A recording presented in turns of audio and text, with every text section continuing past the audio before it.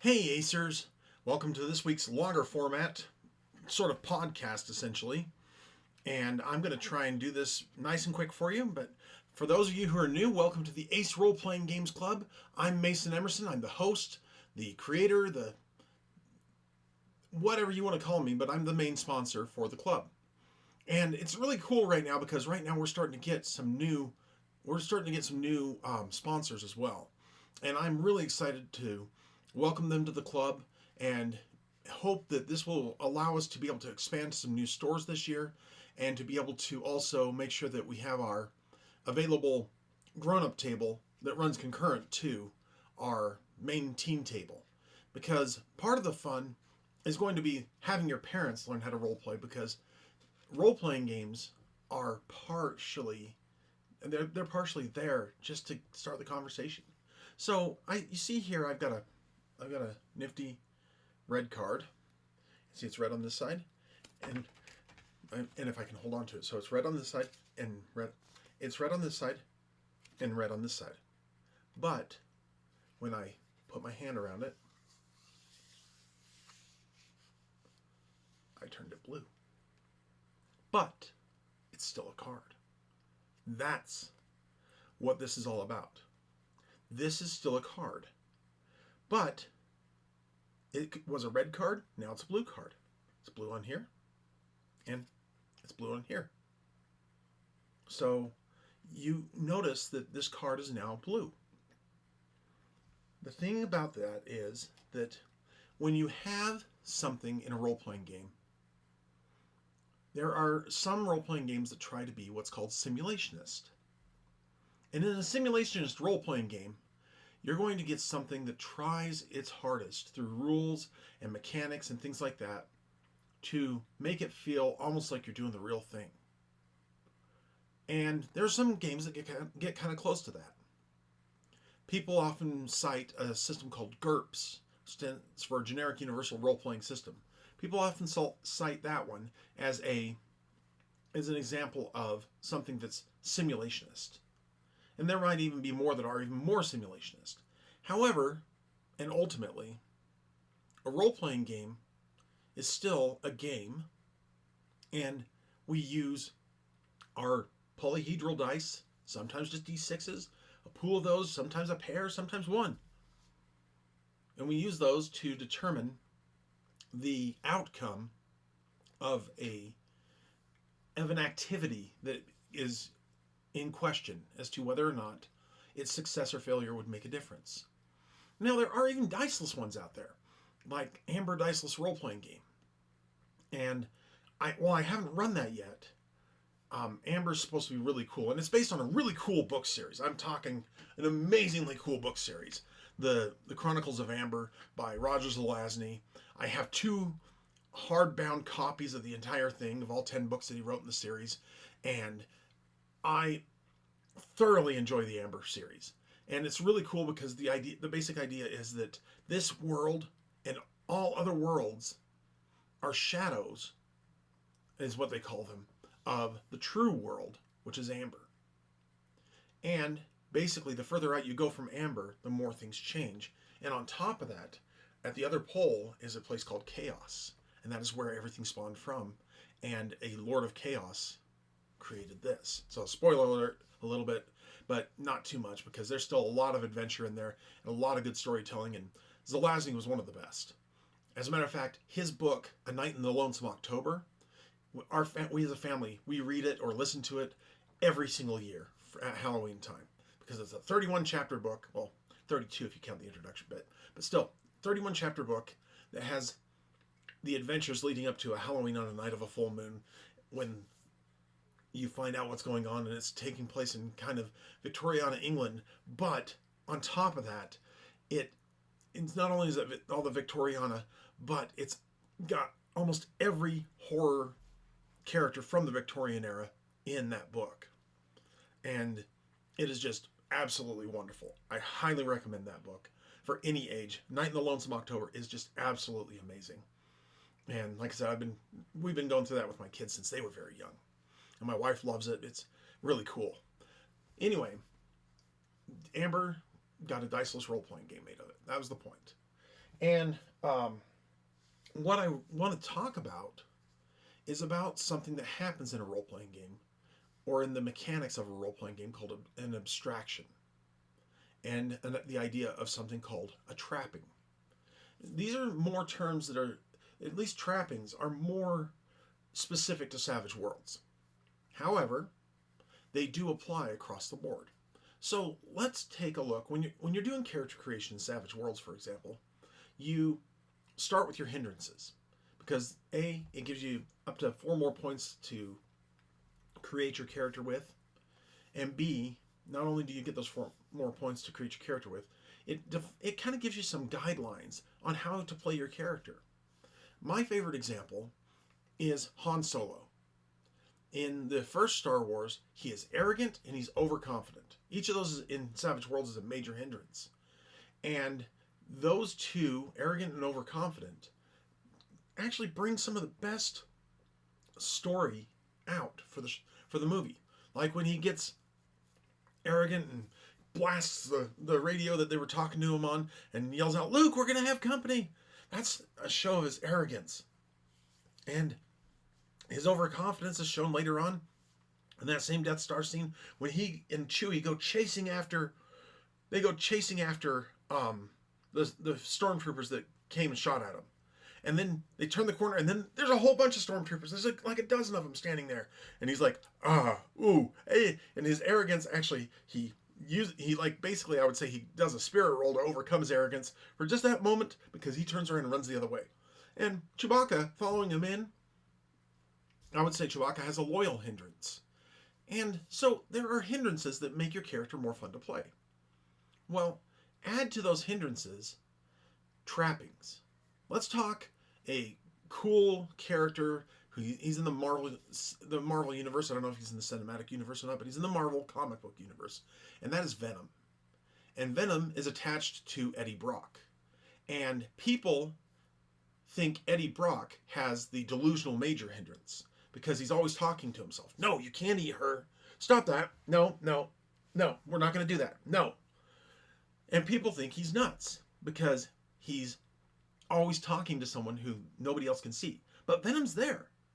However, using what Savage Worlds calls a trapping, you trap that delusional hindrance into something that is unique to that character. So that's what trappings are, is they make your character unique. They get introduced later on in the powers section, and I'll really go into them when I review the powers section, because as a game master, you need to know that. But what's interesting, though, is that you have that, like, I'll just quote here from the book, where they usually have no game effect on their own, but are important for atmosphere and theme. One character might have a swarm of bees to attack her foes, for example, and another shoots red lasers from her eyes. Both are examples of the bolt power and share the same mechanics, but they look and are described differently. Now, as I've said before on this channel, I do not hate D&D. I might not like what the company is doing. I might not like their blatant money grab, but Wizards of the Coast still did a very good job when they put this book together. And there on page 174, it talks about the skills and how each skill is associated with different attributes and things like that. And it seems to me, because I remember I never had the second edition core rules. I do have, however, the first edition core rules, the first AD&D edition, and those were still written by Gary Gygax and everything. And there are tables of skills. And I remember 3rd edition D&D, which I do own as well. 3rd edition has a page this big full of different skills. And at least at 2nd and 3rd edition, if you didn't have a proficiency in that skill, you couldn't do it. And so there were a lot of skills that were detailed. And they were there to just give flavor to your character, to make it so your character had something unique and special they could do. And that's why skills and edges and hindrances are picked. If you're playing Savage Worlds, your players will pick those skills, edges, hindrances, and they will trap them according to their character because they're saying, this is what I'm interested in playing. So, again, let's talk for a second about. This is. Let me flip a little further in this book here. Now we're into the spells listing. And I've shown you before the difference in size of book between the spells list in D&D and the spells list in Savage Worlds. And it's almost like 30 pages of difference. But trappings do matter if, for example, you're using the bolt spell and your character has decided to go with concussive bolt rays. One character decided to go with fire bolt. Another character decided to go with ice bolt, and another character decided to go with lightning bolt. The concussive one, maybe an extra damage die can be added to that to make it so it does a little bit more damage. Maybe the fire bolt, well, no maybes to it. If somebody chose fire, have them roll a d6 after impact and decide if, or have that d6 decide if it rolls a 6, it ignites the target on fire, and then they start taking fire damage. If they roll a d6 and it comes up with 6, it does extra lightning damage, let's say. Or if they zap somebody who's in water, then yeah, that electricity is going to flow through the water. If it's an ice bolt, maybe on a 6 it freezes or something. You have to, as a game master, kind of make some decisions like that. And that's really one of the strengths of Savage Worlds, is having those trappings, having that ability to have the same power between two people and have it look completely different. And let's talk for a second about abstractions. Savage Worlds has, I believe, 25 skills. I need to count them again to be sure on that, but still, about 25 skills. And it used to have more. In the older editions, you had swimming, running, jumping, climbing. Those were all separate skills, and they've now been all compressed down into athletics. And actually, I remember listening to podcasts when that change happened from Savage Worlds Deluxe Edition to Savage Worlds Adventure Edition. And it was very much not liked when that happened. But putting all of that into athletics, and throwing's in there too. That's all one skill. And usually somebody who's decently athletic and good at their body will be able to throw and jump and climb and run and swim and all that kind of stuff with about the same level of ability. So that way now you don't have to buy 4 or 5 skills to get one skill's worth of thing. Another skill that's abstracted but also trapped and rolled into itself is repair. People can have repair so that obviously you can repair and fix things, but that's also the same kind of person that you want doing demolitions, because they know how to fix it, they know how to break it. And so repair is also used for demolitions. And there's other skills that are like that as well. Shooting is another one. Shooting is one of my favorites because as far as the character sheet goes, the guy who shoots the arquebus is no different than the guy who shoots the bow. But you might want to, as a game master, impose a penalty on an archer who picks up a gun for their first time. Or to do the same the other direction. Because the basics of aiming and trying to hit a target are still essentially the same. However, when you're shooting a bow, it's different than shooting a rifle. And another place where trapping and abstraction comes into play is the gear itself. Because one thing that some games, especially games that involve firearms, can devolve into is figuring out exactly how many dice worth of what that one bullet could do if it hit its target. Savage Worlds, again, just kind of streamlines that. You get... And here's the other cool thing is that Bolt does 2d6 damage. That's that's the basic, and it does 3d6 on arrays. And you can actually add more damage to it and make it so it does 3d6 base and 4d6 on arrays. But that costs extra power points and things like that. With guns, they start out as equivalent to the magic. So magic and guns are Savage Worlds does a really good job actually of trying to balance that. And as a side example, even the races or ancestries of the characters are balanced. A human gets, because of their adaptability, gets a free edge, which is worth 2 points. And all the other races, with their pluses and minuses and extra things from edges and racial abilities, they still come out to being 2 points.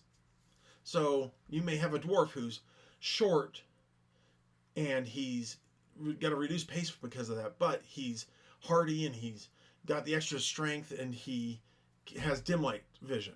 So again, 2 points.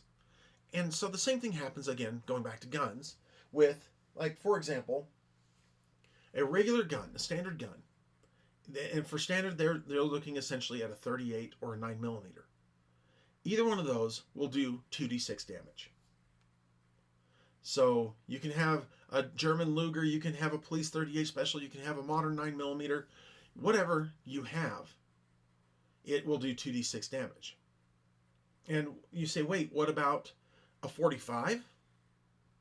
A 45 is going to be, because it's heavier round, we go ahead and say, okay, fine, that's 2d6 plus 1 damage. Or what about a 380, which has a lighter round than a 38 and a 9mm? So that, in turn, gets 2d6 minus 1. But maybe the 380 is easier to conceal. So if somebody makes a notice roll to notice if they're carrying a gun, they'll get a minus 1 or minus 2 to notice the 380 over, say, a 40 or a 9 or a 45. And that's, one of the main things. But like I said, Bolt 2 is 2d6 in damage. And there's just a really good balance, and there's also a really good overall ability of Savage Worlds to play the character and play the game that you want to play. And that's one of the things that I love about playing Savage Worlds is starting with the character that I want to play. And maybe sometimes not even having advances other than advancing a little bit but getting like better gear and stuff along the way. That's one way you can play Savage Worlds. Ultimately, even in D&D though, I have to compliment them on this last round with 5th edition of not only having skills and having them attached to an attribute, but also having contests, or as we call them in Savage Worlds, tests, or having places where you can support your fellow person. Savage Worlds also has a really good thing for gang up bonus. These are little things that, because of abstractions, because of trappings, because of just overall abstractions, you can make the game exactly what you want it to be. So go out, make the game you want it to be, and let's go ahead and just make sure that I see you at my table, because I love you, you're amazing, and the world is a better place because you're in it. I will see you at my table, right? See you then.